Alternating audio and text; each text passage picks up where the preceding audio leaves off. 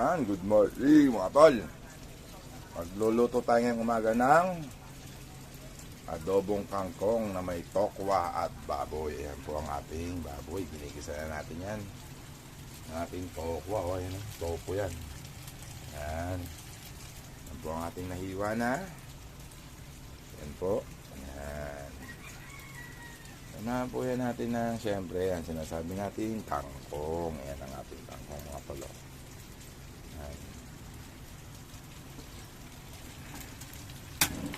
Yan. Nuksan na natin ang mahiwagang kalan. Siyempre para lumambot-lambot ng kaunti ang ating baboy.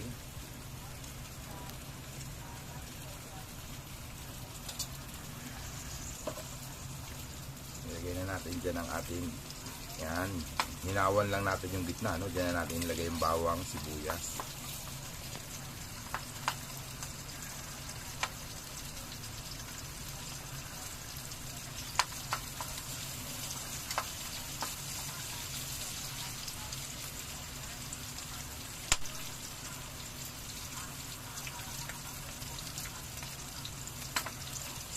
Yan, ilagay natin.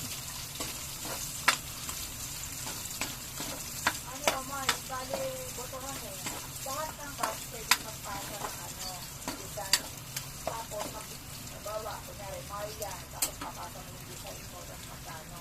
Magbobotohan. Kasi may isang kaka-issue sa t-shirt na yung ginagawa ng negosyo na nag-organize. Ganun ang pinili-sipula. Kaya, ngayon, ang ginawa ko, lahat ng batch involved.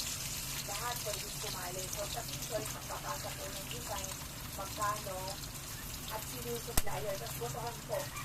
So, pag-isay po tayo ng ng gagawa. And then, si Joey po, piliin ko na, sabi ko, pre, gumawa ka na ng layout kasi kailangan ng pag-botohan na po tayo. Lahat part, botohan. Tapos tayo ng pang-system, lahat.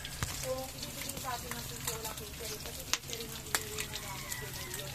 Kung ibibigay sa atin ng catering at ibibigay na tayo ng budget, ganyan din po sa catering. Magbobotohan po.